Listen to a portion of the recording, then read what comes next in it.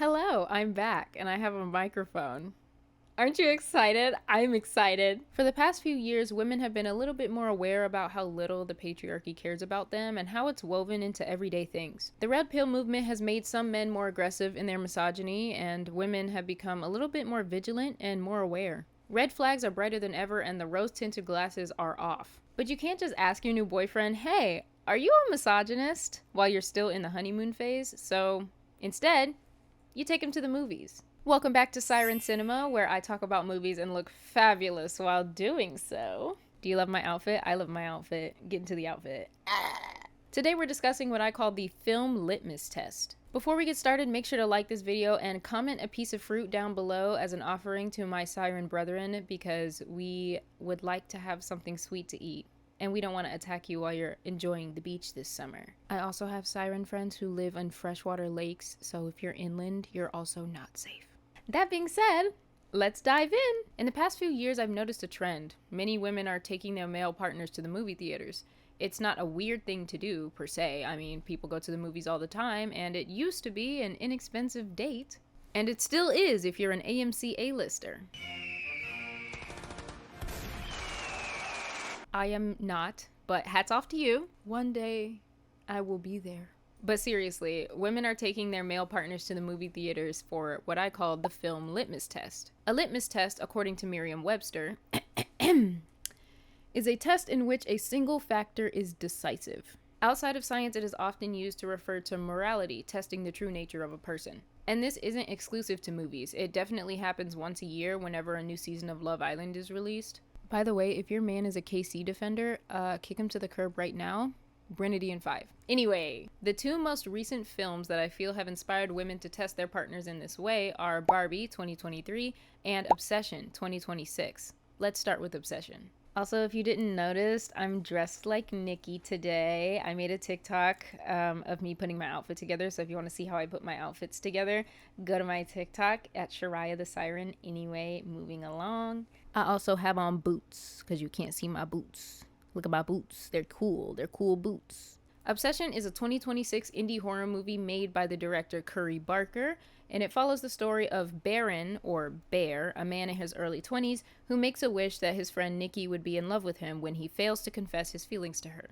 It's one of the biggest movies of 2026, and it even surpassed The Mandalorian and Grogu at the box office for 2 weekends in a row. I actually don't know if that's still the case. Let me check. So yes, Obsession actually is still beating The Mandalorian and Grogu in domestic sales. As somebody with a film degree, I am so happy about that. Now, many people who I feel are completely out of touch with what the average person wants to see in theaters, are confused as to why Obsession is doing so well. I'm not. However, the topic of the film inspires conversation, and that is the main reason why this movie was so big. This movie touches on two main topics, incel culture and women's autonomy. This movie can act as an analogy for how women can lose their autonomy to men, and in fighting to get it back are often at the mercy of the men who stole it. There will be spoilers for the film ahead, so if you haven't seen the movie, please go check it out. Support young filmmakers and actors and just all of the indie things. And if you're too scared to watch the movie, because let's face it, I did sleep with a nightlight for 2 weeks after I saw this movie for the first time, please check out other YouTubers who talk about movies. I highly recommend Amanda the Jedi. She does an amazing job at covering horror movies. She has a spoiler-free discussion about the movie before she talks about all the spoilers in the movie, and she goes through the entire film. It's very great. Check out her content. Anyway, moving along. The topic of incel culture in this movie is a lot less direct than the topic about women's autonomy. However, Bear, our main character, does act as a really good representation of how incel culture can begin in young men. For those who don't know, incel means involuntary celibate, which basically talks about a male who has trouble having or keeping romantic or sexual partners. The culture is referencing the community online that houses these men.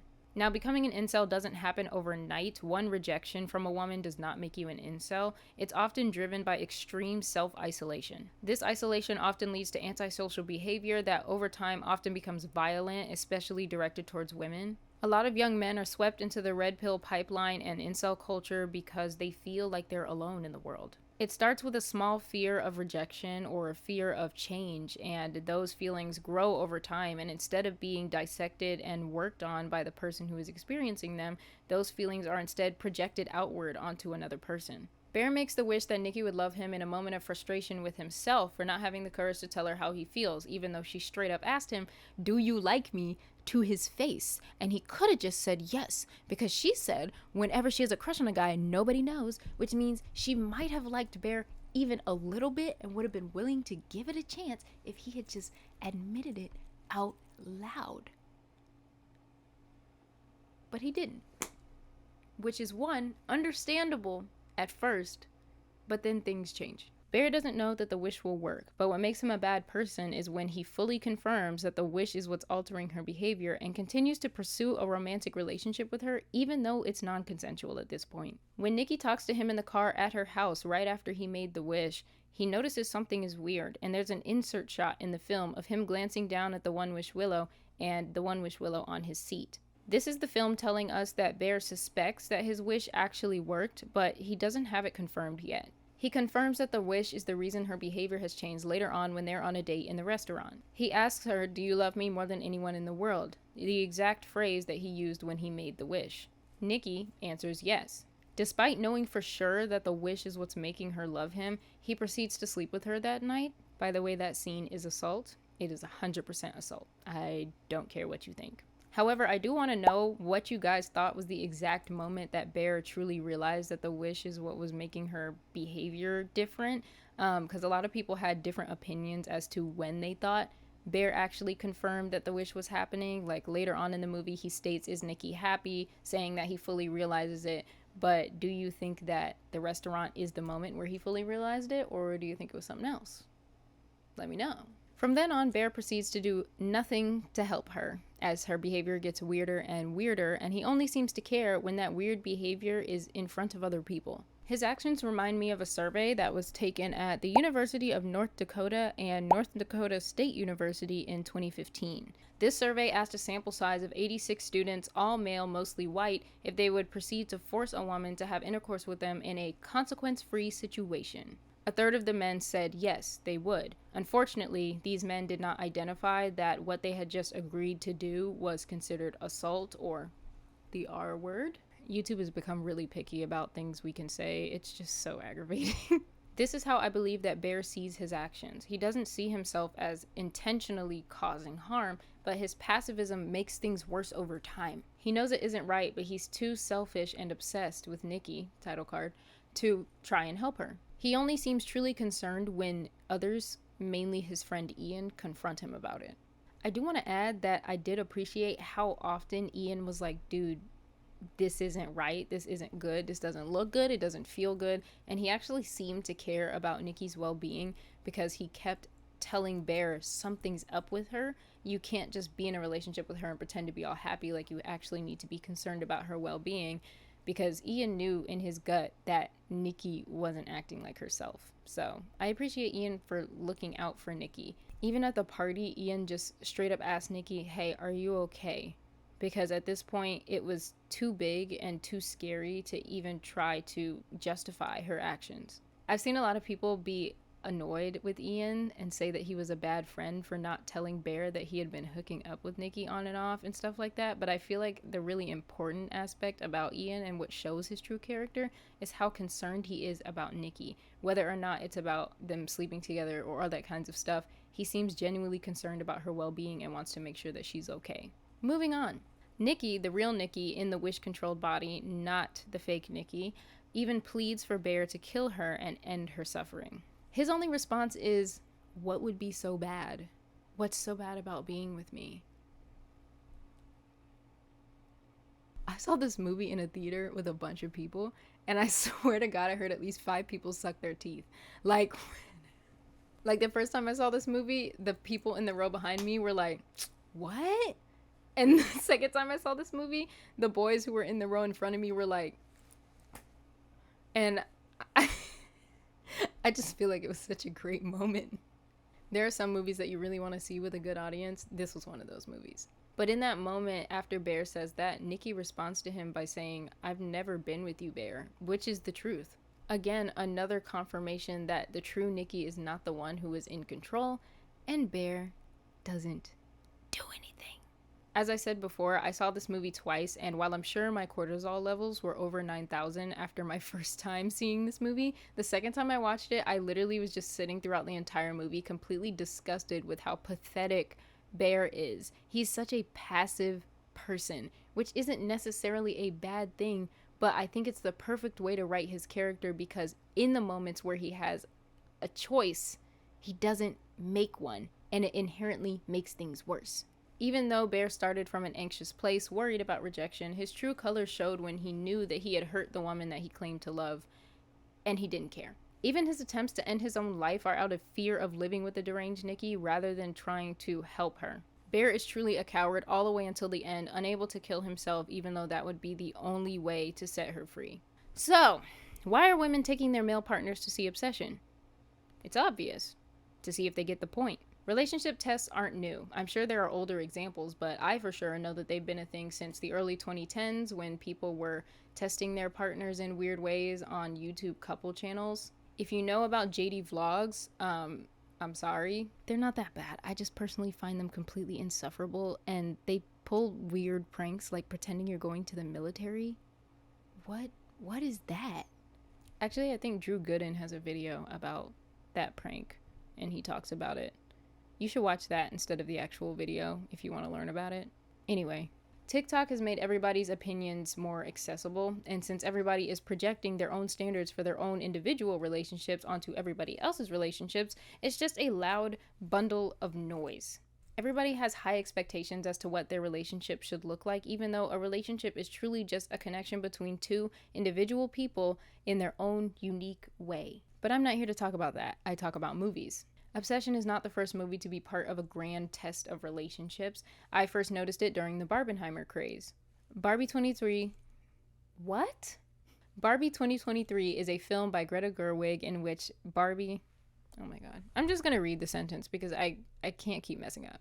Barbie 2023 was a film by Greta Gerwig that took the iconography of Barbie and brought her to our world where she learned what being a woman can mean in a society that functions under the patriarchy. I was never going to get that sentence out without reading it. Now, I do have another video on why I don't think Barbie is a true feminist film. You can check that video out. I will put it in my description box below. However, I did describe the movie as a Feminism 101 class. When this is over, you can go check out my video, and before you go, leave a like on this video, because I think it's pretty cool so far. During the time of release, I noticed online that a lot of women were taking their boyfriends, husbands, and so and such and forth and whatever to the movies. I'm not redoing that clip. A lot of women stated that they got into heated discussions. If I could speak English. A lot of women stated that they got into heated discussions with their male partners about the topic of this movie. They were hoping that because the movie made it so obvious that these men would open their eyes and finally start to care about what women go through in society, but a lot of them didn't. There were even women who broke up with their partners over this movie. Now I hear you. That's stupid. You're gonna let a movie decide if you should stay with your boyfriend? Well, yes. That's why I called this a litmus test. It's a test of character. Art does not exist in a vacuum. What people take away from a film is just as important as the reason why the film was created in the first place. If somebody watched a film about kidnapping and came out of the movie on the side of the kidnapper, you would look at them a little weird, right? It's the same thing here. Women's role in society is a very nuanced topic. There are so many ways to approach it, and it's very disappointing when you find out that somebody who has claimed to love and care for you doesn't even see you as a person, but more so an accessory to their life and goals. These two films gave very different approaches, with Obsession being more specific with the theme of women's autonomy.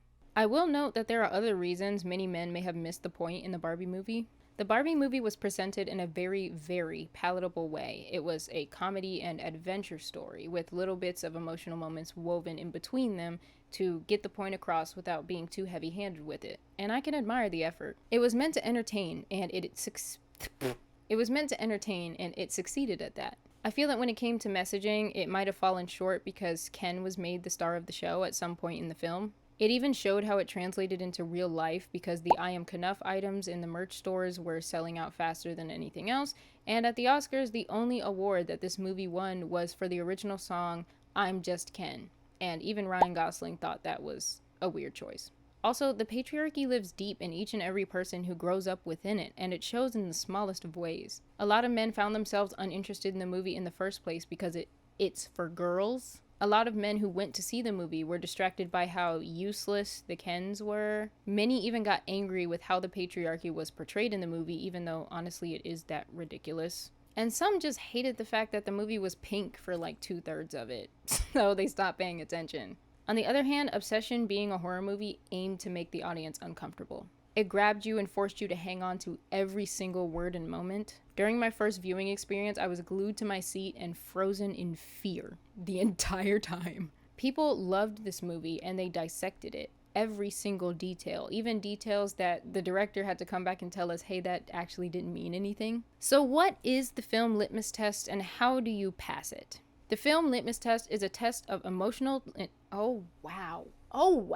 The film litmus test is a test of... That's it. I'm quitting. I'm done being a YouTuber. I want to speak. The film litmus test is a test of emotional intelligence and media literacy. You must be able to interact with media, not just consume it. Have your own thoughts. I shouldn't have to say that, but you won't believe how many people don't do that. Second, being able to see multiple perspectives, even ones you don't understand at first, is extremely important for everyday life. Sympathy and empathy are necessary for survival in a heavily socialized society such as ours. Get rid of the "it's not that deep" mentality. It lacks emotional intelligence. Do I think that this litmus test is a good thing? Honestly, yes. I don't think it's healthy to constantly test your partner. However, art can bond people together more closely or at least reveal things that make you question. And this isn't just about romantic relationships. Art can make you question life, the society that you grew up in, mentalities and mindsets that are starting to become outdated and have evolved over time. I feel like Encanto also counts in this litmus test because a lot of people were like, oh, did you like or hate the grandma? That's a very nuanced topic. I'm not really going to give my opinion on that. But overall, I feel that she is not justified, but that her perspective is understandable. People do this all the time. They ask their friends what characters they like in certain shows and movies. They show media to other people who they think need certain perspectives in their lives. Asking people you meet who they kin and seeing what they respond with. And it can either tell you, hey, we could be friends, or I might want to stay away from you. Also, kin is like such a nerdy word.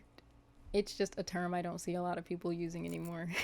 Media can reveal the true nature of those around you, so it's not inherently good or bad that something like this exists. At the end of the day, do what you want. Break up. Don't break up. Noodles. Anyway, that's the end of my little rant here today. Let me know what you guys thought about Obsession. This is the only video I'll be making about it for the foreseeable future, as everybody already said everything that needs to be said. I'm sure you can find more analysis videos on YouTube that are longer than mine. Also, I've been considering trying out the Uncanny Valley makeup that was featured in the movie and maybe making a video attempting that because I think it just would be entertaining.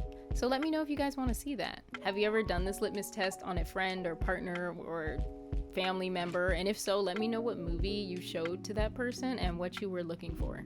I'm in the process of writing a few scripts for some other videos that I have in mind, so please stay tuned. I do have one script that I'm working on which I can give you a hint for, and all I can say is I hope you think it's amaze.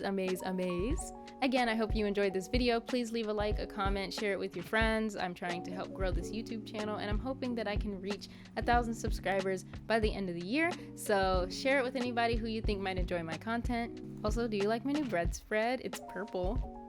That's my favorite color. I love purple. That's it for all of my time on land. I'm going back to the reef, and I will see you guys later. Bye!